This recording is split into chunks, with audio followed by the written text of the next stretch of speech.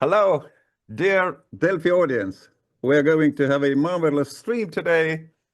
I'm not very happy, but anyway, let me greet you, Mr. David McCloskey. You used to be a CIA analyst, both in-house at Langley, Washington, and in Syria, particularly physically in Syria, doing your work from the US Embassy. And now you've become world top spy novelist. Welcome to our stream, sir. Thank you for having me. It's a real honor to be here, Hans, and I'm really looking forward to our conversation. I made a joke about me being unhappy because you, sir, have a very limited time for me. As happens in any time I try to interview and succeed with some officers, politicians, or intelligence guys, with the exception of one guy, Colonel Roman Chervinsky, who was under house arrest when I interviewed him. This guy had a lot of time. Well, Okay. look, I've got all the time you need, Hans. I'm looking forward to this conversation. And I'm not under house arrest, but I've got 3 kids back in the house opposite my office, so I'm sort of under office arrest. So I've got all the time you need. Let me try a spycraft on you. Are you now at your home? You're talking me from Dallas, Texas, are you? That's right. Yes, I'm at home in Dallas. Is it this one? I'm going to show you one home. That's your wife, Abby, right? That's right. Yes, that is. You are either an exceptional investigative journalist or an exceptional intelligence officer, maybe both, because you've done some exceptional research on me. Yes. So that is me and my family, my wife, written up in a social magazine here in Dallas a few years ago. And yes, I'm both very happy with how that turned out and exceedingly embarrassed. So job well done. There's a puzzle here, and I wonder what kind of words you have. They have printed as accompanying this one. Would you like to show the words? Why would you call? Yes. Is this a CIA thing to call your nice kids not trusted? Yes, not to be trusted. Exactly. Well, I mean, it's the people closest to you that end up betraying you, Hans. So you gotta watch them the closest, I think. And No. the kids know less than anybody else.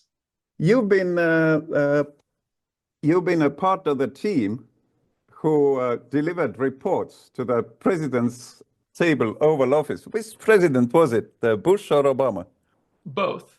Yeah, both. So when I joined the CIA, it was during the Bush administration, and that carried through to Obama. I left midway through Obama's second term. So both presidents. Yeah. And George Walker Bush did read those reports and elaborate. Both of those presidents were very close readers of the intelligence. Bush famously had these very kind of long, very boisterous national security meetings in the Oval Office in the morning, where the PDB, the President's Daily Brief, which at that point was mostly produced by the CIA, was really kind of the centerpiece or one of the centerpieces of those discussions. Okay. Obama was a big reader too. He engaged with his kind of national security team in a different way, but he was for someone who came in without much national security or intel experience prior, really became an avid reader of the PDB as well. As you completed your analyst reports, what did you have on your table and on your screen? Was it more like HUMINT those days? I mean, it was almost 10 years ago when you quit, or was it rather Signal? Was it documents, or was it transcripts of phone calls from Kremlin and Beijing and whatnot? Which kind of information did you have to do your work? Yeah, so it was a bit of everything, to be honest with you. I mean, the CIA, as an analyst there, I mean, we do all source intelligence analysis, which means that we are looking at everything. And for me, whether a particular type of intelligence or particular int as it were included in a PDB. It just depended on the question being answered. So plenty of the more political reports that I would write would feature HUMINT, would feature SIGINT, intercepted communications, faxes, emails, phone calls, that kind of thing, or information from, as I said, human sources, right? Now, I would say for my military analyst colleagues, they would incorporate a lot more satellite imagery, for example, into their analysis. And frankly, one of the more interesting things about the satellite imagery is that if you're doing economic analysis, say on Syrian wheat production or on poppy production in Afghanistan, the satellite imagery actually can be one of the most powerful tools to really shed light on what's going on. So we use everything. I mean, we up to and including even just press reporting. When you have really breaking stories, one of the dirty secrets in the PDB is that oftentimes what we're citing is the press, and we're doing analysis off of open source reporting. So sometimes that infuriates national security officials who want everything to be super top secret and classified, and oftentimes what we're serving up is the press. So the answer to your question is it's a bit of everything. Listen, David, did you just start a sentence from military intelligence and end it with agriculture and wheat corps, right? That's some spycraft. Okay, just joking. That's right. Well, yeah, from the military standpoint, right? I mean, I guess it's a bit more obvious on the satellite imagery. I mean, a question could be, let's take a real one from the Syrian civil war. Okay, the Syrians, where is this military unit right now? And what are they doing? Well, the satellite imagery can be an absolutely critical way to answer those types of questions. Okay, before we go to serious topics, and we will be serious, of course, we'll be talking about Russia, intelligence, pre-knowledge of Russia's attacks on Ukraine, probably other countries, NATO countries. I perform a little Baltic lie detector on you. Okay. Sir, David McCloskey, have you ever taken down an American flag and hoisted a pirate flag instead? Have you? Or have you not? Well, I suppose since this is a true lie detector test and it's not, I don't have any sort of Fifth Amendment rights here in this example. I have to tell you truthfully. So yes, I have done that before. And yes, it also came up on my actual CIA lie detector. So it's come up on an American lie detector test and now the Baltic version. So I've been caught twice in this story. Same way, have you ever dropped a TV set from a multi-story building? Have you? Yes, I have. Yes, I have. Where does this come from? You've done some very deep research on me for this, I have to say. This is impressive. Estonian intelligence is very sharp, but where do I derive those questions? You remember? You told one interviewer of the nuisance of a CIA job interview, 4 hours of nasty questions, was it? That's right. That's right. No, I enjoyed very much pranks as a college student, and was very unfortunate that pretty much every single one of them came up on my CIA polygraph. So I'm sweating here in my seat at the Baltic version that I'm now getting almost 20 years later. You were describing in your very attractive podcast stream called "The Rest is Classified," how the CIA had a pre-knowledge of the full-front Russian attack on Ukraine, 24th of February 22, but couldn't pass this knowledge. And it was being denied both by Zelensky in Kiev, also French intelligence and the German Bundesnachrichtendienst. Describe us how you had it and why couldn't you reveal the facts?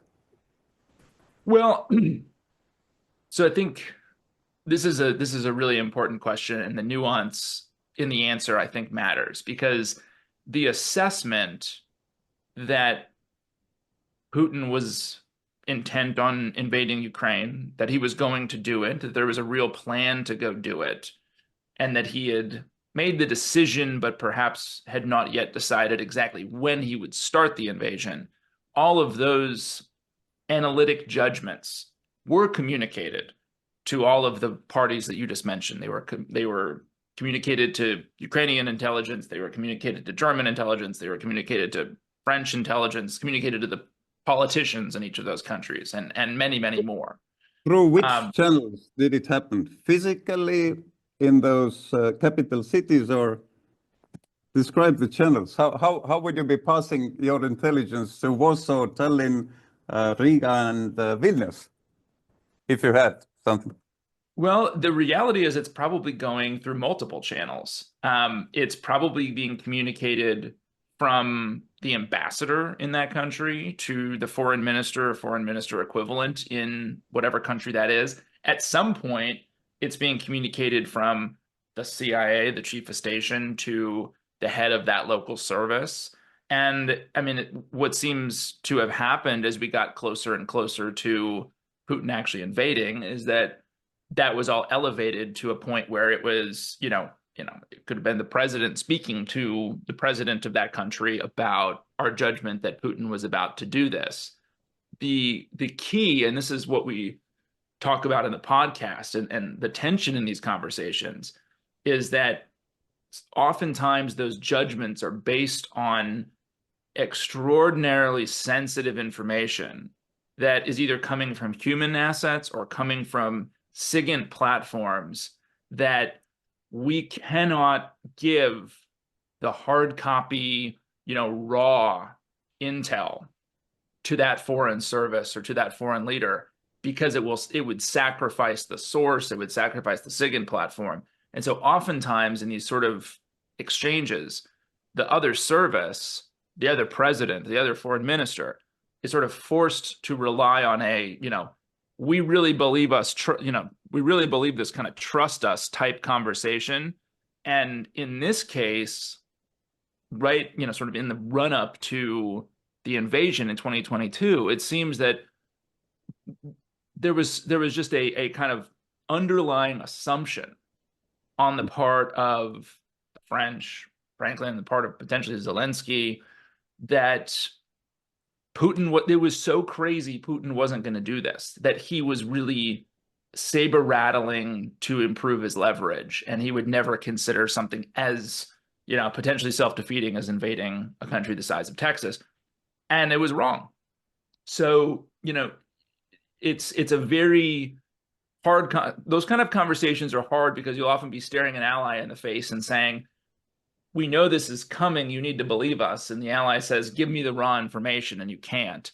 And there's a back and forth there, which can be, it can get quite intense. But the information which was being forwarded was even so quite detailed, wasn't it? Yes. The CIA indicated that the three directions of the attack, it was Belarus, the east, and then south.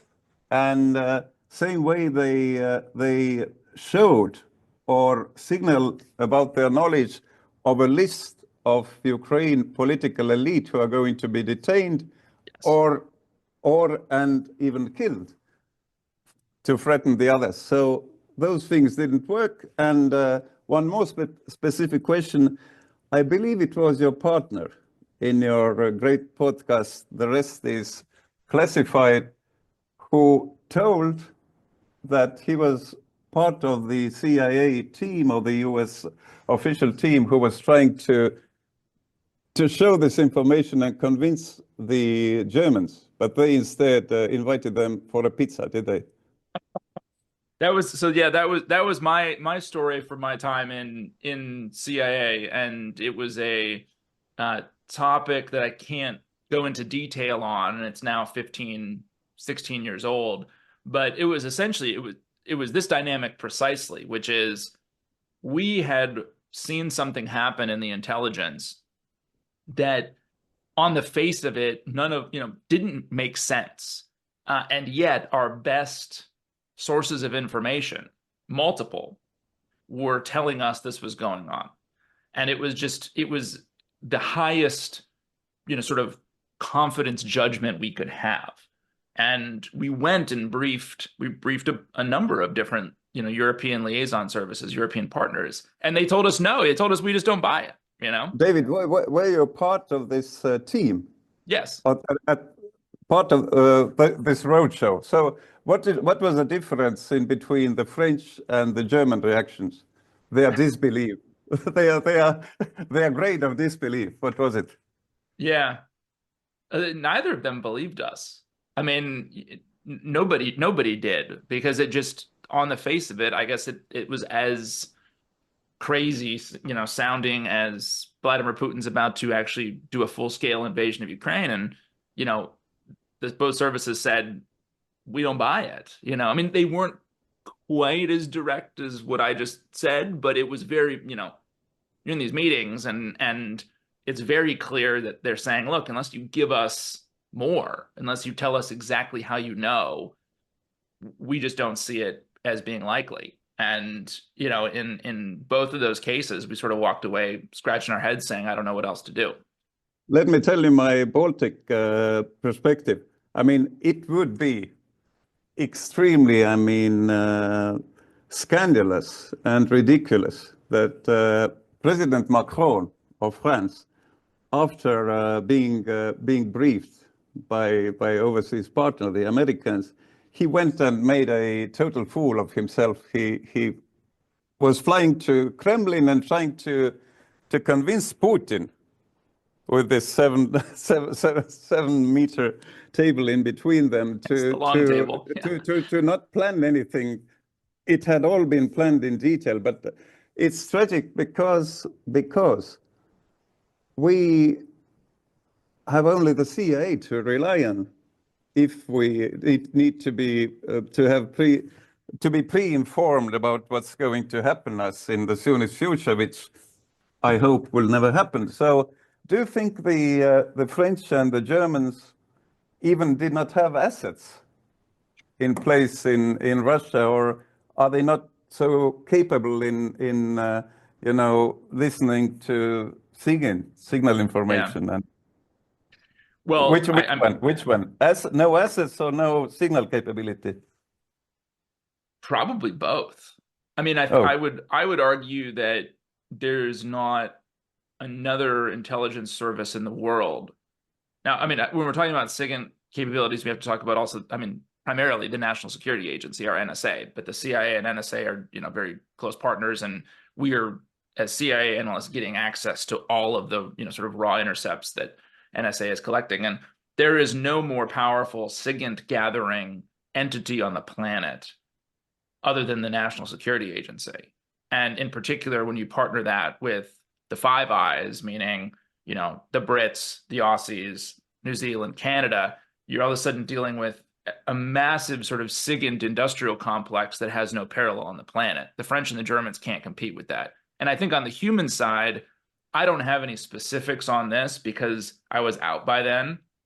But my sense would be that, and in particular based on how badly the Germans and the French got the call in 2022, my sense would be that they did not have any well-placed human sources with access to Putin or access to senior military officials in Russia who knew that this was coming. So I would say on both counts, it seems from this, sort of example that, U.S. intelligence, I think gets an A or an A plus in kind of the run up to the war. But of course, as we talk about in the podcast, the assessment of how the war was going to unfold, Ukraine's capabilities vis-a-vis Russia, the CIA didn't do as well on that front. Well, to be fair with the French, they had it all right in March 2003, when they told that there is no necessity to attack Iraq because there is no weapons of mass destruction there. And this time they were right.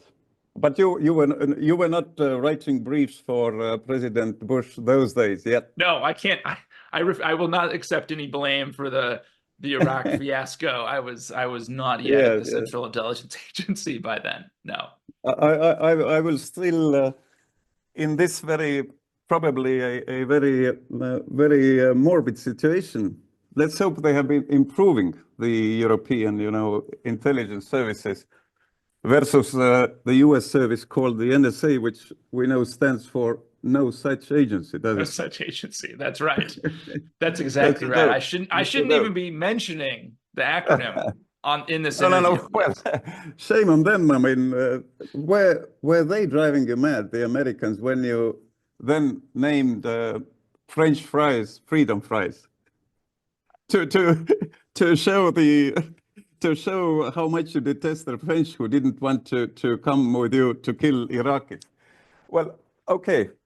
A part of your recent streams has been about hypnosis, LSD, Dulles doctrine with the Yankees, and Putin's, what is it, the Havana syndrome race. Yeah.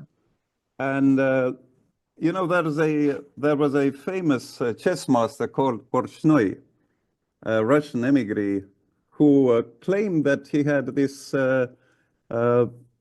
unforgettable tragic match of chess in an Italian city, and he claimed that this was the KGB, whether some radiation or hypnosis. Which of those dark tricks are real and which are, I don't know, spy novels? Well, the fascinating thing about the kind of the war over the human mind, or the search for the ability to control other people, search for pathways into the human psyche, is that it's really an early, I mean, it goes back further than this, but its kind of modern incarnation it's a feature of the early Cold War, and a dynamic in which the CIA thought and really truly believed that the KGB, the Russians, the communist bloc more broadly, to include North Korea, to include China, were engaged in really serious efforts to brainwash. The wild thing about the CIA's search for this, which took place under the banner of this program called MK Ultra, was that it was never established that any country in the communist bloc really made much headway on using exotic drugs like LSD, or using some of these more psychiatric treatments to kind of brainwash somebody. The communists, the Soviets, tended to just use more pure play interrogation techniques to really intimidate people and to control them. But what we talk about in the podcast was there's a tendency to look back at that era and think, oh, well, that's kind of crazy stuff that happened in this early part of the Cold War. But of course, we see an effort today to get control of our cognitive space through algorithms, or even through things like Neuralink, or some of these more advanced forms of kind of cognitive biometrics. You must be meaning Mr. Musk's company Neuralink, right? Yes. Yeah, that's one of the more invasive forms of kind of cognitive control. Up to now, they are helping handicapped people, Yes. Right. Okay. But what about Havana syndrome? Were those rays real? The suspects real, and the victims real? So, look, I mean, I think it goes back. Well, I mean, really, in some forms, the idea that microwave radiation, bursts of microwave radiation, might be used to harm people, or to almost be a forcible way to break into laptops, phones, comms networks. I mean, that goes back, well into the kind of Cold War era. I mean, I have friends who served in Moscow who will insist that their hair has gone white because they were subjected while working in the embassy to blasts of microwave radiation from, the KGB's second chief directorate for 2 or 3 years straight, right? So the idea of using microwave radiation in kind of an offensive way is not particularly new. What seems to have happened, though, in the past 10 years, and it's called Havana syndrome because the cases began in Cuba, was these reports from U.S. diplomats, U.S. intelligence officers, I believe some military officers as well, that there was almost acute kind of traumatic brain damage that was happening to people who had been subjected to these sort of kind of pulse microwave, probably microwave radiation attacks. Is this, David, has this been verified now? Because those reportedly under this influence and reportedly being damaged were professionals working for U.S. Embassy or other U.S. assets. No? Yeah, there's been a tremendous amount of controversy here in the States about, and frankly, even within the intelligence community, about what exactly is going on and who is culpable. And in fact, there was a group, I believe inside the CIA, who had been tasked to sort of figure this out and had assessed that there was not a foreign government actor sort of behind these incidents. Now, that does seem to contradict, though, some of the more, I would call it, open source investigative journalism that's been done, that has been able to map particular officers of Russian military intelligence, the GRU's kind of, hit squad. I believe it's Unit 29155, been able to map their travel patterns in some cases through Central Asia, I believe, with some of these attacks. And so it's a muddled picture, but my belief is that in some portion of the cases that have come forward, the probably Russians have used essentially a microwave radiation weapon to attack U.S. diplomats and intelligence officers. Okay. If you mention like data journalists, I think you must keep in mind Christo Grozev. Indeed, yes. My question is, why did it have to be Christo and his colleagues to expose those GRU guys who were doing the poisoning in Salisbury, traveling to and fro, earlier poisoning Litvinenko, maybe doing some, maybe blowing up, weapons caches in Bulgaria, Czechia, killing EU citizens. What is English, the Royal British Intelligence, good for?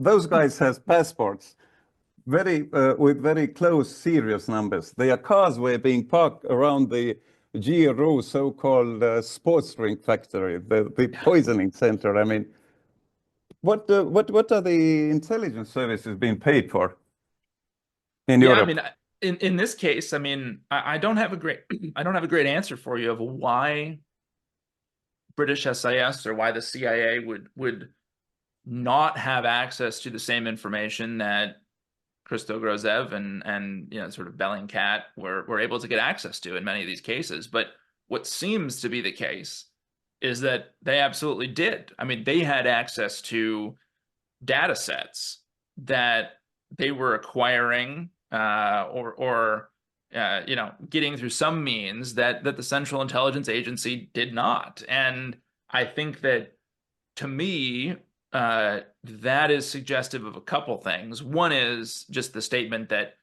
we live in an era of not just highly classified sort of, the information we were talking about earlier, HUMINT, SIGINT, stuff that has always existed exclusively pretty much in the realms of the government. Nor do we live in a world where it is just open source, publicly available information on Twitter, Facebook, stuff that can be scraped. There is a middle ground gray area of things that are often commercially available for purchase, that intelligence agencies... There's available for purchase for our good friends Michael Weiss and Christo Grozev, not for the SIS and CIA with their enormous budgets. What? It's a real problem. I totally agree with you, Hans. It's a real problem because these intelligence agencies for years have not had to deal with the challenge of figuring out what commercially available information is out there. How do we go buy it? How do we attach it to the other ints that we have to create a complete picture? Like intelligence agencies, that kind of osmosis of pulling things in from the open source world is not something that spy agencies are good at typically. And this is a great example of a space where I think that, CIA, SIS, other Western intel services have to increasingly build that muscle so they can pull that stuff in. I think I mean, I hope it's changing, but I think it's structurally and historically been a significant weakness to pull that kind of stuff in. Okay. In an English podcast, you made a compliment to SIS, the British. So let's repeat this compliment. You told, as an American, that it's a small organization. Yes. Not compared to Baltic intelligence, but they are very efficient, making very specialized operations. Which are those? Would you like to say something to praise them? I mean, after having let happen those terrible murders there in Salisbury, as well as London. I believe the comment that I was making in particular was about the British, the external service. It's typically called MI6. We always called it BSIS, the British Secret Intelligence Service, SIS. Good. And I've always seen them as, I mean, they are obviously much smaller than we are, which almost everybody is. But I always saw them as extremely capable, extremely creative, and oftentimes, the difference between success or failure in a particular environment when we're talking about running human intelligence operations. So they were great partners, and I found, I mean, I'll just say in the Middle East, a lot of their information was extremely good and extremely valuable. So I've always seen them as a service that, I mean, I think, we're longtime partners with them, but I think in terms of just their manpower, their budget, or whatever, I think they punch well above their weight.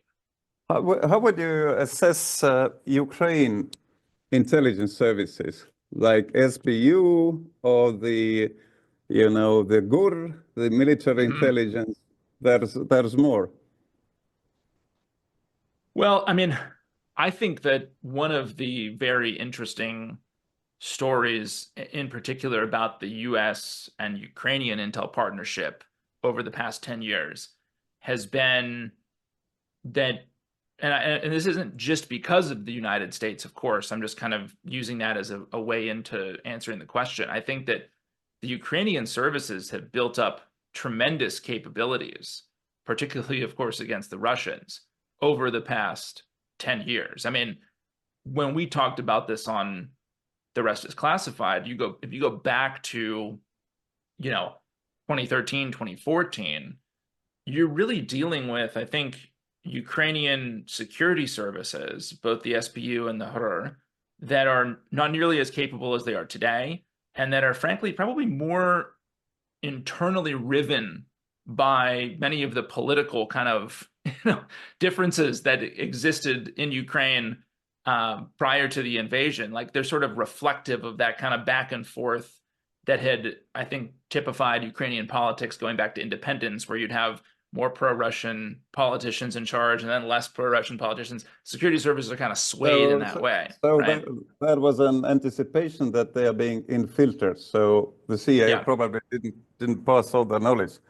What do you say about the mysterious fact, and it is a fact, that Ukraine, both prior to war and after the beginning of war, during the war, has let go all the high officer assets, and an asset called Melnichuk, who was actually organizing the coup in Kiev, the oligarch and politician. They did not permit any witness of war crimes or national treason to be facing the court. Yeah. So even the 28 Wagner murderers who were already deposited in Minsk, and then they also were not given access to the court. Is this due to Russian activities, very successful? So, I mean, without having, intimate knowledge of each of these cases, I would offer the perspective that rarely are captured spies or senior political sort of officials, from a foreign country valuable purely to sort of try them and make a point of them in the courts. They are much more often valuable as barter with the other side. I'm thinking here of the case in the States called Operation Ghost Stories from 15 years ago, where we, the FBI primarily, rolled up a group of Russian Directorate S illegals. The most famous one is Anna Chapman, the the red-headed one. The red-headed woman who made all the press, even though she was only one of maybe 10 or so who were arrested.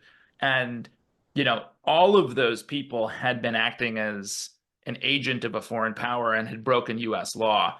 They were all more valuable in a trade than they were, you know, in our legal system to make a point out of them. And so I would wonder if in this case in Ukraine, the dynamic is, as much as we'd love to try these people and make an example of them, they're barter with Moscow for something and more valuable in that way. That would be the guess I would hazard. Okay. Let me ask you about the main question of European security, whether or not Putin and his gang ever has had a plan of a nuclear attack, I mean, even tactical nuke. I don't know, but I'm sure you follow the New York Times investigative article, and there was a particular sentence about General Surovikin. His call was being intercepted, and he was having a heavy beating in summer 22 near Kherson. He was losing, and there was a great, as Trump would say, Ukraine counteroffense, and he was then evidently ordering or calculating whether or not to order a nuke attack, tactical. I don't know if a general would even be in a position of ordering this one, but what would we know about General Surovikin being also called a Syrian butcher? You know about Syria? Oh, yes. No, and I mean, he is one of the men I think responsible for, obviously there are many who bear responsibility for this, but if you look at what happened to the city of Aleppo in particular, and of course he was active in Russian sort of, you know, in an advisory and a direct, frankly, battlefield capacity, you know, in parts of Syria broader than Aleppo and like Idlib in the northwest as well. But, just to inform our audience, Russian planes were dropping bombs at hospitals, and then again coming with a bomb when rescue people are there, particularly the helmets. Were they blue helmets or white helmets? The famous white helmets. Yeah, the white helmets. Yeah. I mean, Satan is butcher. So what this guy who is reported now, he was detained, General Surovikin, because he had to give up territory in 22. He's reportedly working now butchering in Africa. But would he be even in a position of ordering a nuke attack? I doubt it. I mean, that would seem out of step with the more centralized, particularly early in the conflict, the more centralized command and control structure that the Russians have. I think that seems, and frankly, given that I would imagine in the whole menu of Russian military operations that they would understand that even a tactical nuke is drifting further to the direction of the US getting directly involved. So I would imagine that's not something that he's able to do on his own. But, you know, one of the things that I think we have to be careful of in these conflicts is, you know, assuming that the other side sort of, you know, looks at us rationally and understands what we would do or how we might respond. And frankly, there's always the possibility that, you know, you end up with people on the ground kind of freelancing and doing what they can do to try to make things happen. And that's how, you know, mistakes can be made, right? And things can get out of control really quickly. But I would tend to think that someone at that level would not have been able to make that kind of decision in the Russian military in 2022. No, but what would you say if I ask you essential existential question of European security. Are we cowards to be afraid of nuclear threats? One after another for consecutive 3 years, or is there reality behind it? How would you, as a former CIA analyst, assess it? Well, I would say that we should all be terrified, to be quite honest with you. There's all manner of examples from the Cold War of accidents and sort of points in time where a very small group of people, sometimes just one, made a decision when looking at radar to not fire something when they could have, or not recommend something being fired. So we're talking about like very near misses here. So there's a baseline level of risk in the system that's just there, with these weapons being deployed and sort of part of, the strategic defense of Russia or the US or China or France or Britain or whatever, right? So that's just in the system. And then on top of that, when you layer in a sort of neo-imperialist Russian regime that seems intent on reconstituting a sphere of influence in Central and Eastern Europe, that would also suggest to me a level of risk in the system that wasn't there 20 years ago, and that now is back upon us. Oh, that's not a spy novel. It's a horror film we're talking That's about. right, exactly. Let me ask you this question. It's not necessary to say how crazy the Trump thing is, at least from our perspective. But whether and how could CIA versus some assets, or I don't know even what, have this perform this magic to have Trump, Vance, all those negotiators, just Stephen Witkoff, just have Putin's words in their mouths. How could one, if we suppose it's not sheer stupidity, could it be some Kremlin influence? And I think right now, obviously it's a more complicated answer than this, right? And of course, but I think that there's a belief on the Trump team, and I think it starts with the belief in his head, right? That we need to do a reset with the Russians, to take an old term from the sort of Obama Hillary Clinton days. So we feel free to tell lies about how much we've been giving help or weapons, and what's Zelensky's popularity rating is. Okay, but have a look at this this picture. It's intimate, but Melania has been telling that she's happy with it. It's a nude being exposed on the screen of Russia's top one Kremlin TV channel, Russia 1, at the top prior time of a news show, just like minutes before Trump got elected. Why would Putin do this? I assume you agree that Russia 1 would not expose this at their main news program without Kremlin's consent. Would this be some message to Melania? Is there more to come, or is it provocation? Why provoke somebody whom you have to negotiate? So I guess I might answer this with, well, I might answer this. Yeah, it's too distracting. I would answer this with linking this behavior to another demonstration of sort of Putin and Putinism in command, which is in the pre-recorded sort of, I think it was in a massive sort of room in the Kremlin. I forget exactly which one, maybe the Great Alexander Hall or something. It was in the run-up to, like, in the days before the invasion, the famous scene where Putin dresses down the director of the SVR, Sergei Narishkin, for not answering as quickly or as efficiently as he should, right? This is a pre-recorded, sort of staged event to demonstrate fealty, right? And Putin there's no purpose in the humiliation of Sergei Narishkin beyond probably just Putin's personality himself and enjoying it, and probably a desire to be able to show people around him that he can do what he likes. You are projecting fear, right? Right. Very efficiently so. But what's this about? I mean, exposing nude picture. I mean, what for? Not a good beginning to begin negotiations with the old guy, Donald, right? Humiliate him.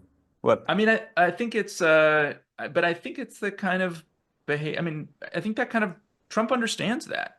He understands that behavior. You know, I mean, it's two guys who I think see them. They sort of mentally get each other, I think. They understand right? this format, but what could the message be? Okay, I'll be reading this in your next novel. I mean, in your novel Moscow X, which is a splendid one, and I'll show all the pictures, a slide with the pictures in order to thank you for your time.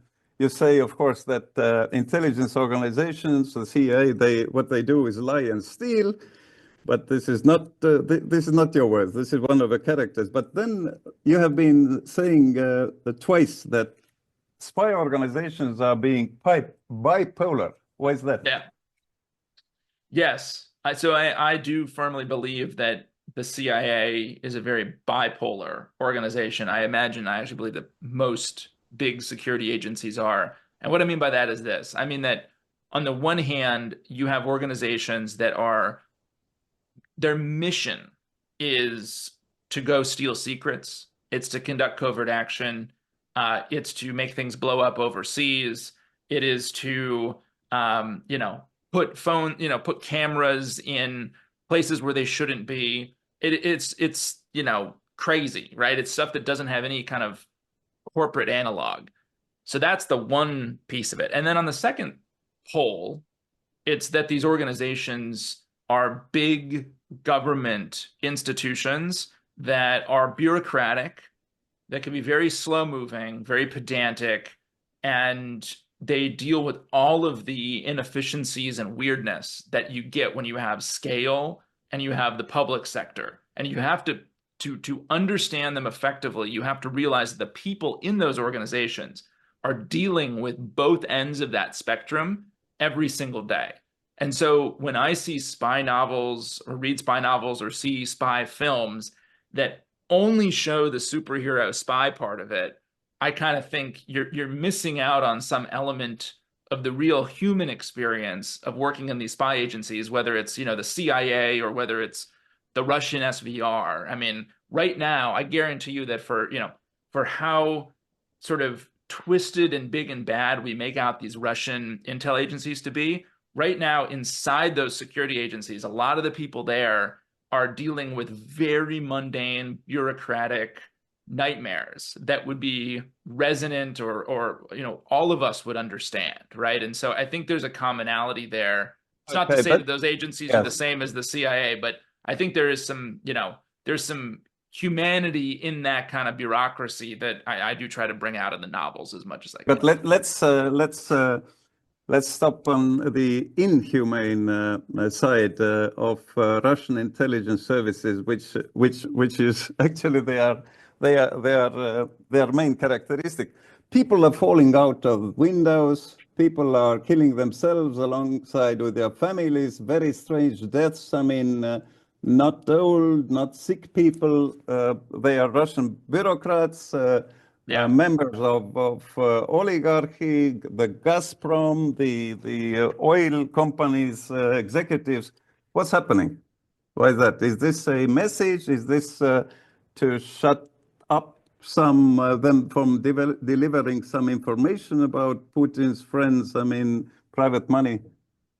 You're observing this. Give us your educated guess. My answer to everything you just said is yes.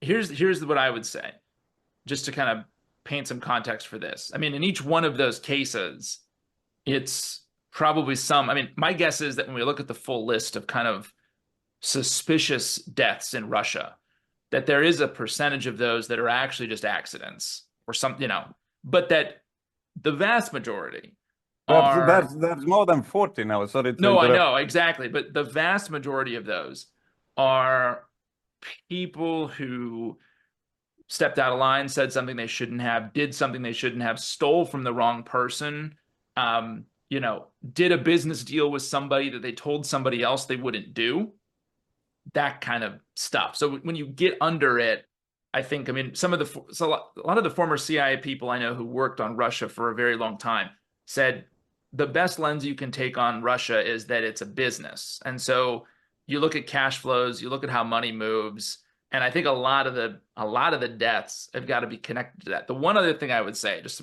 some context on this, is if you go back, Putin grew up in the KGB.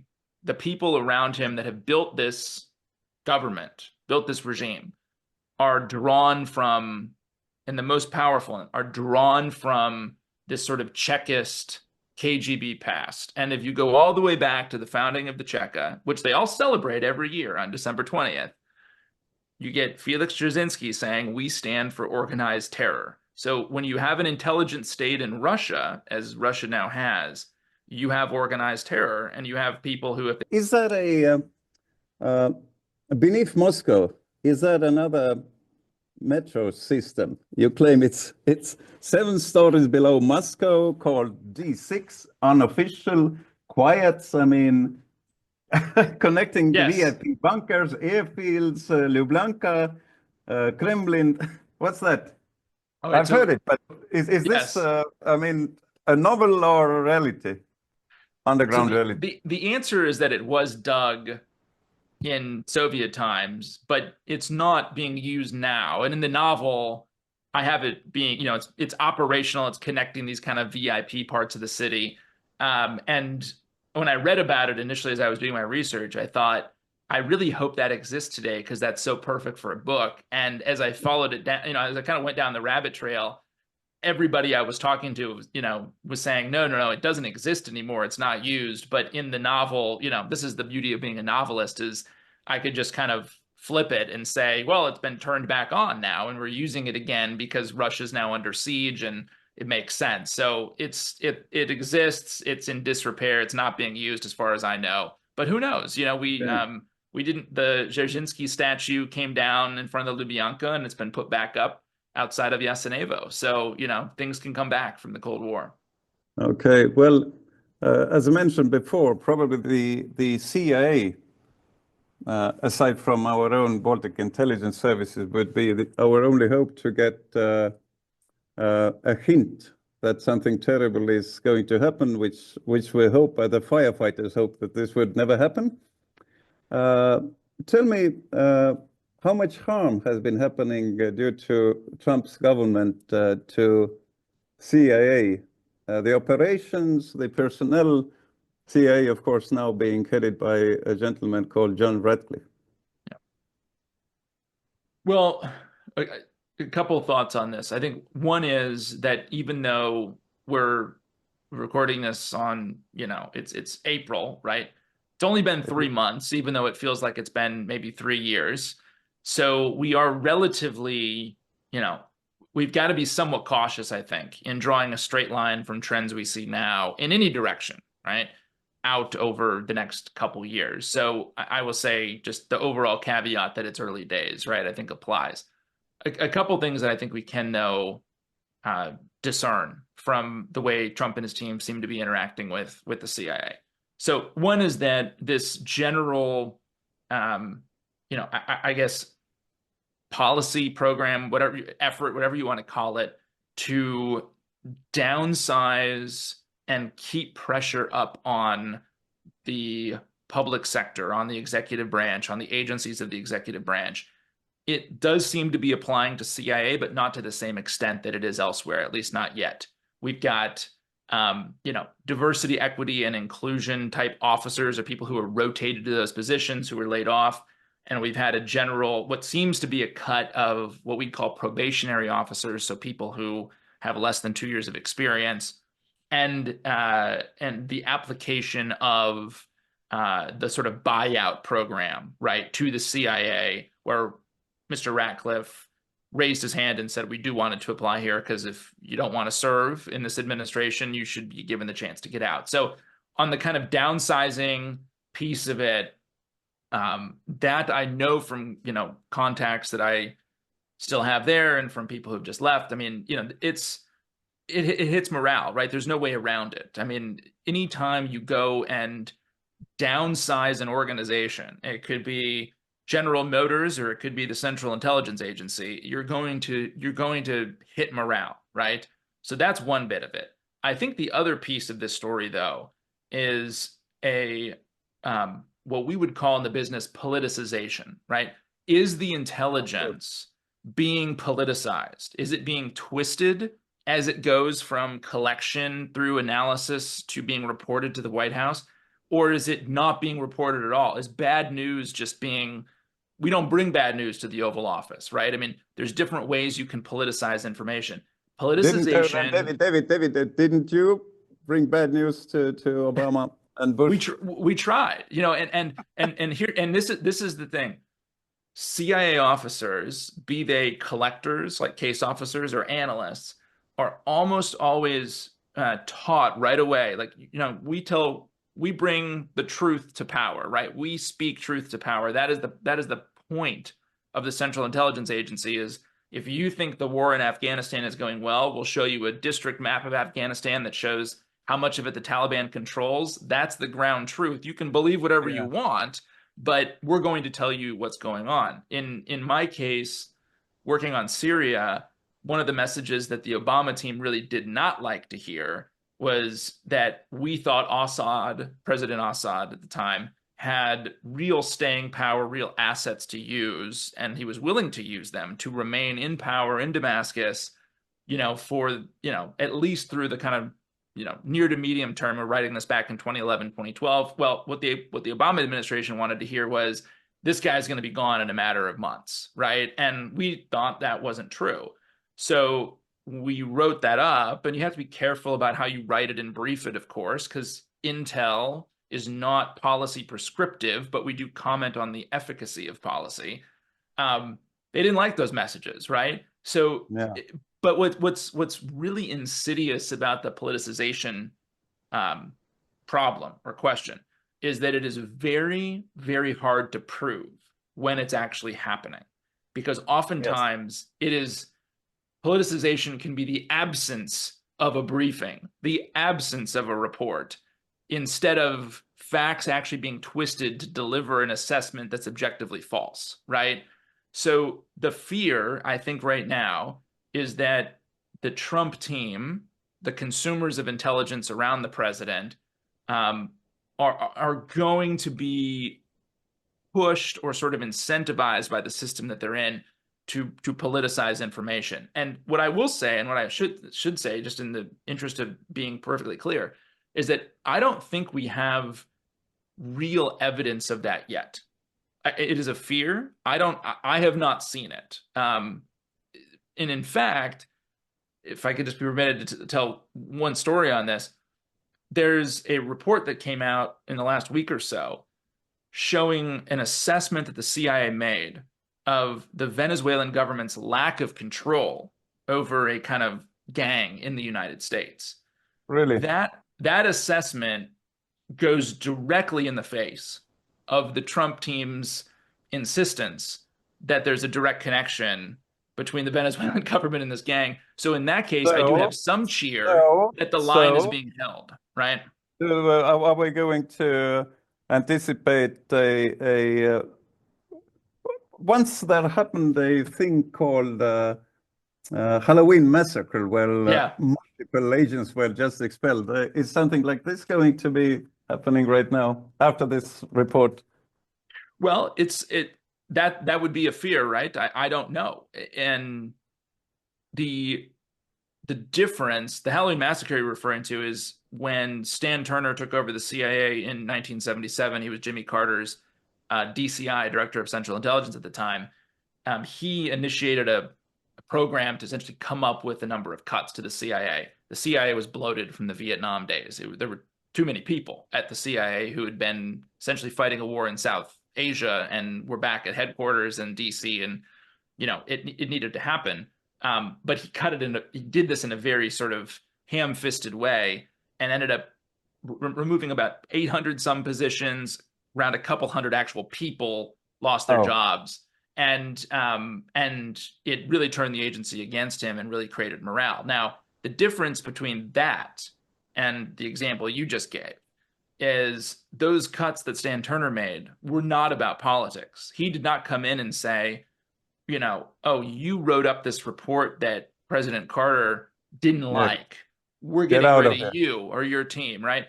That's exactly what you just mentioned, is exactly the kind of thing that I think we're all sort of watching for and really hoping doesn't happen, would be if an assessment makes its way down to the White House about, President Putin's plans and intentions vis-a-vis, manipulating Donald Trump in this next term. And he just says, I want you to get rid of the people who did this report, because I never want to see anything like this again.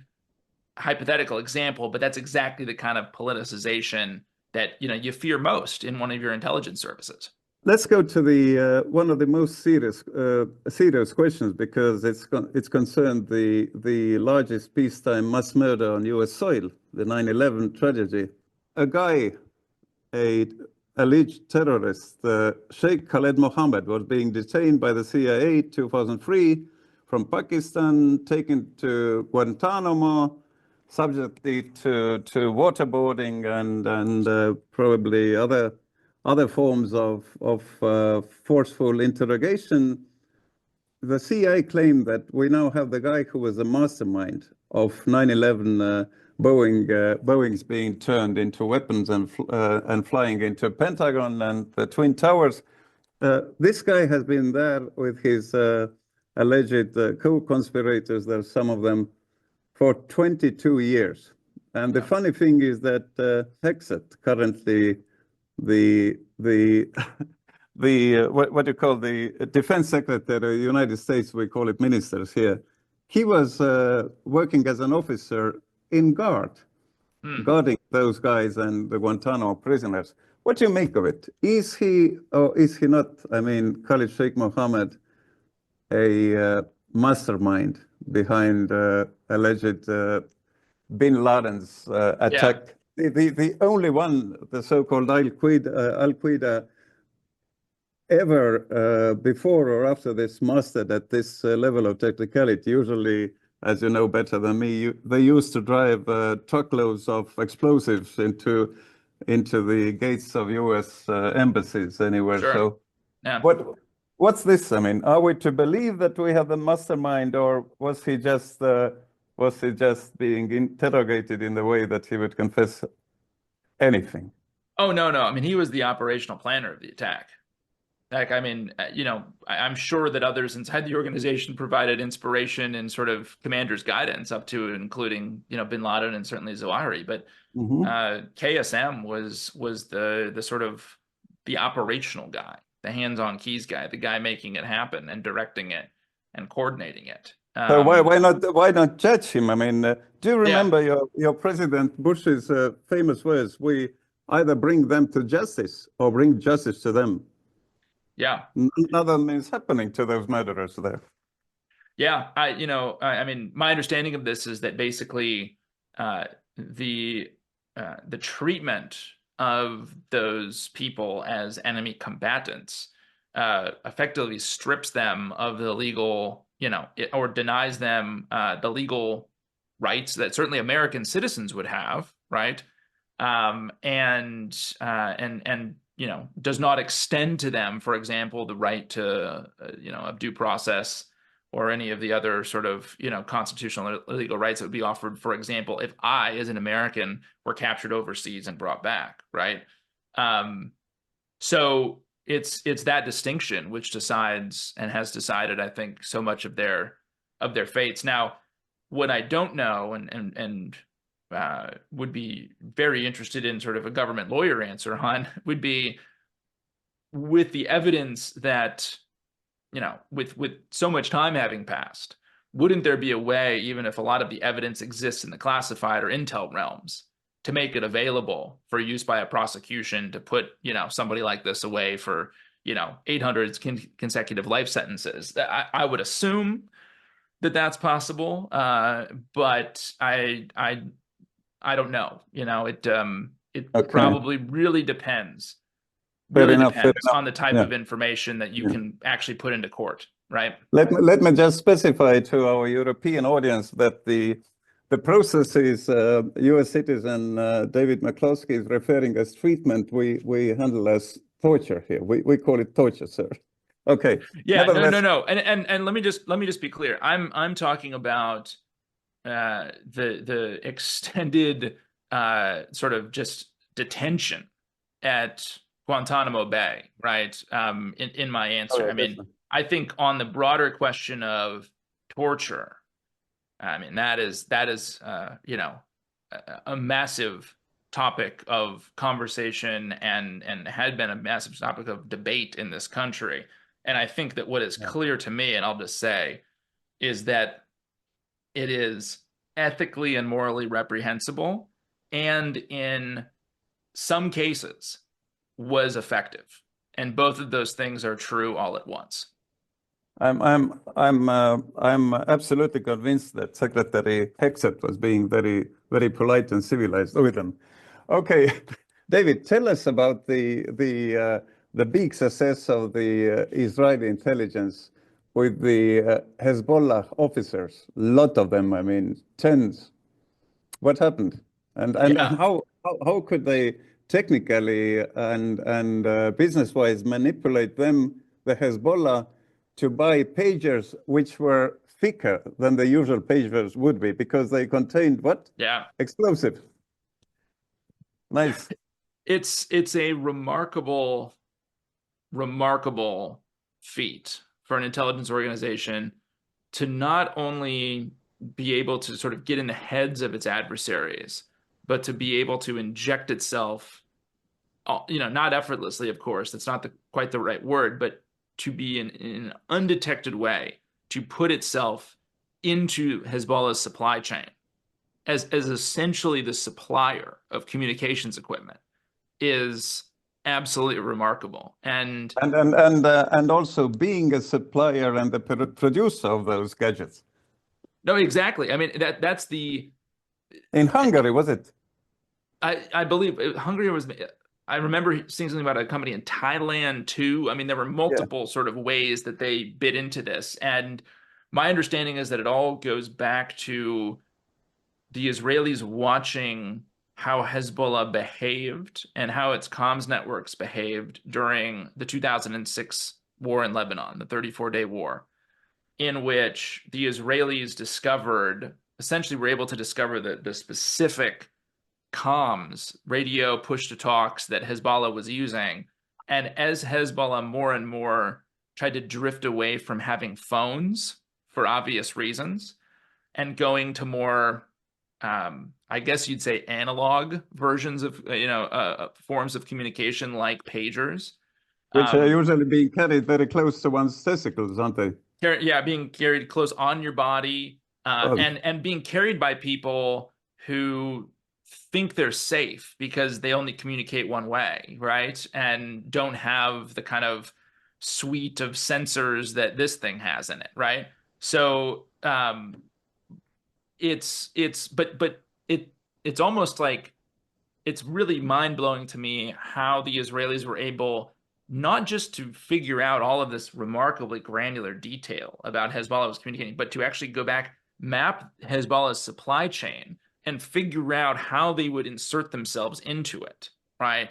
It's absolutely astounding and reflects, I think, something which is very true about the Mossad, which is that from a tactical sort of operational standpoint, when you're talking about operating in the Middle East, there is nobody better.